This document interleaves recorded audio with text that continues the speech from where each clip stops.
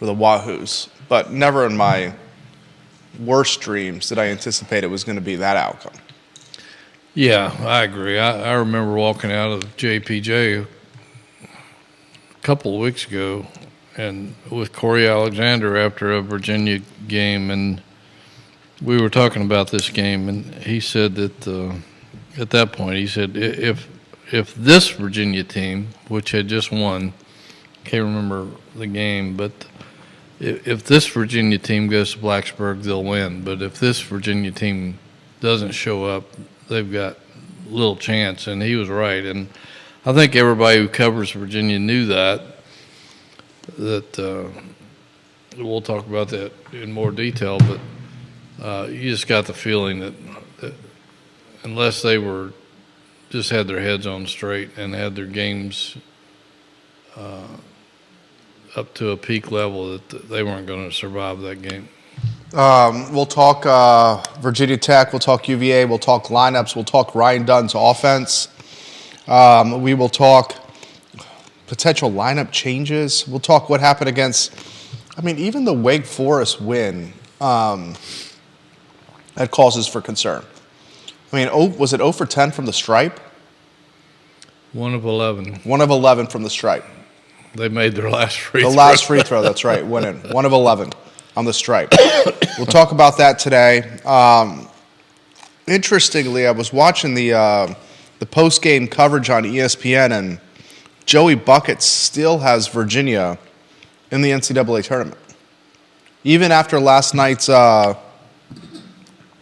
would you characterize it? Would you call it cold as ice and clobbered on JerryRatcliffe.com? Yeah, they didn't do anything right. I usually don't like to criticize college athletes that much as opposed to pros, because although that's starting to change because pros are getting paid. But I just don't see the effort, and I just didn't see any effort there last night. There was no fight, there was no fire. They just let Tech dominate them from the opening tip to the end, and there's no excuse for it. All right, ladies and gentlemen, we're live on Hootie's Twitter account and across all social media. We can rock and roll, Judah, when you're ready.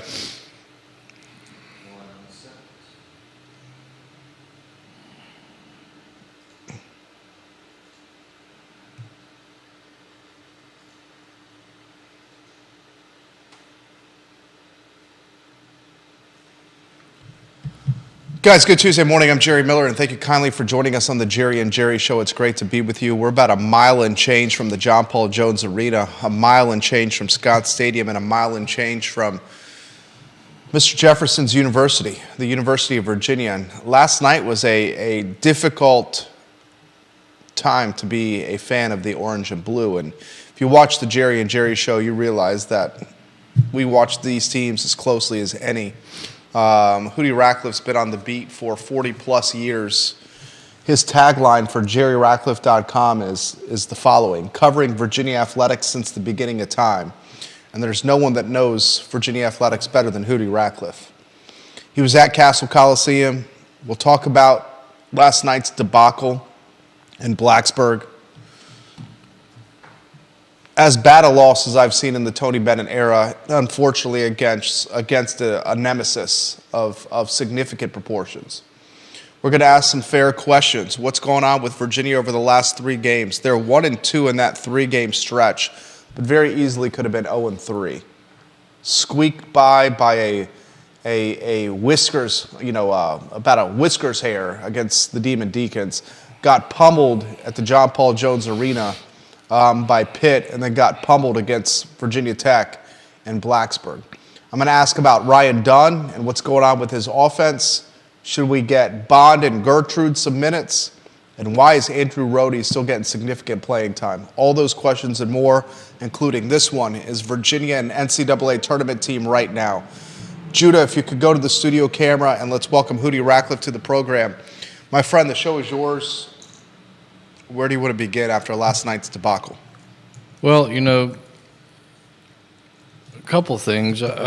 One, you got to give Virginia Tech and Mike Young credit. They are a different animal at home than they are on the road. They're 12-2 at home, almost unbeatable there. It's if you ask most ACC players and coaches about the toughest venues to play in the ACC, and most of them will now point to Blacksburg. It used to be Cameron, but now they say Blacksburg, and some will say JPJ, but most will say Blacksburg or Cameron or JPJ.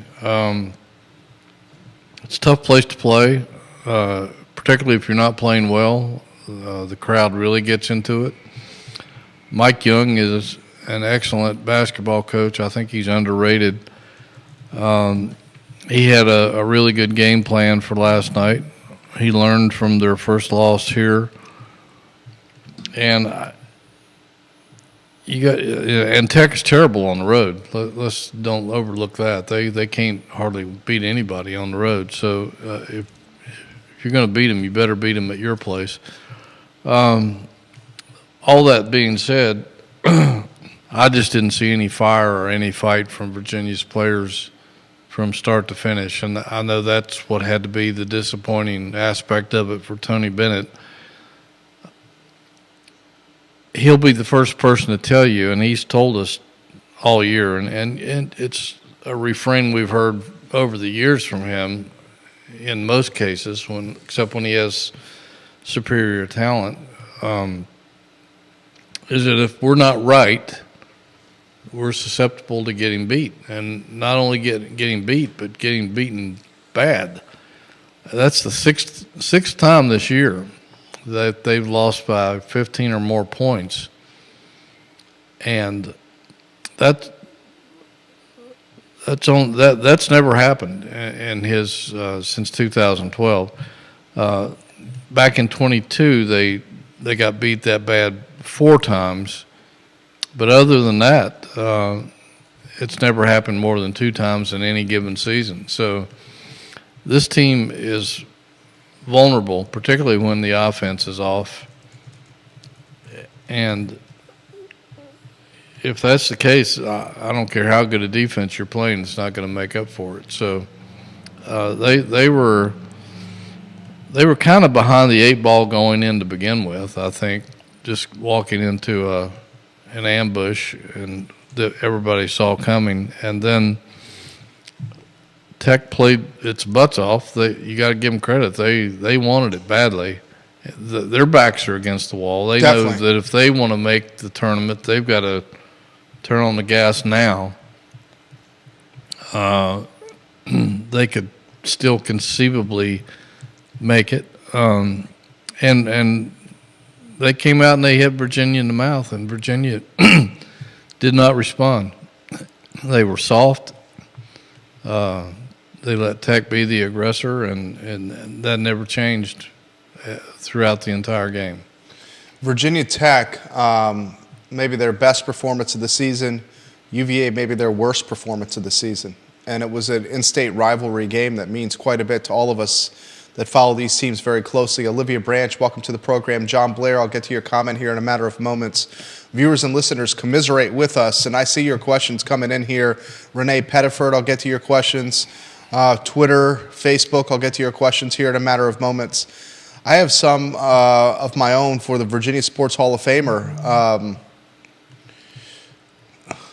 Does Coach Bennett need to make a lineup change?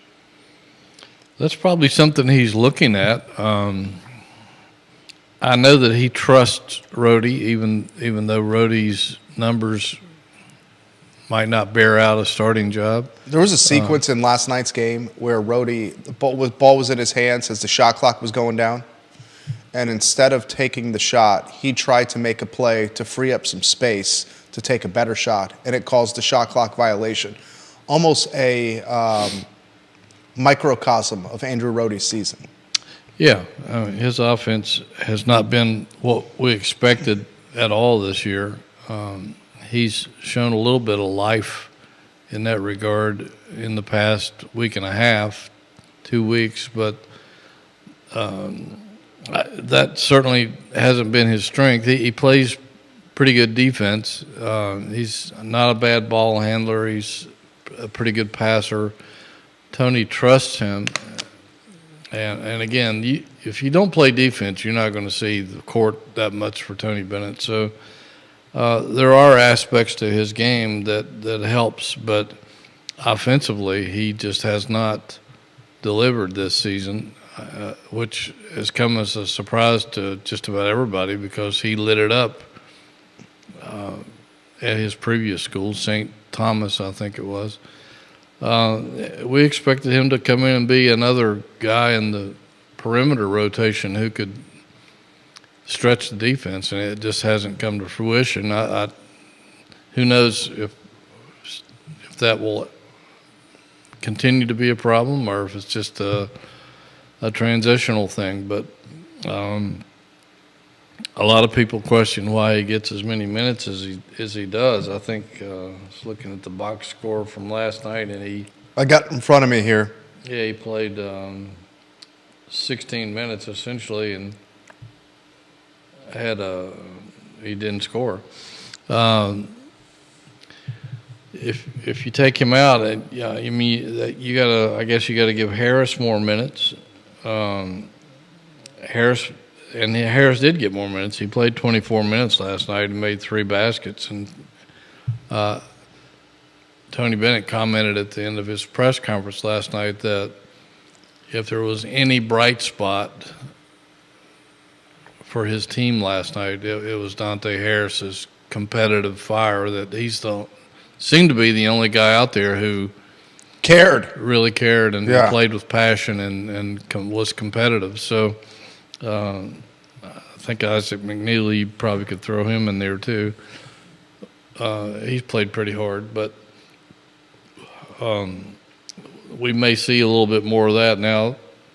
And I think his ankle still is not 100%. Even though he's playing.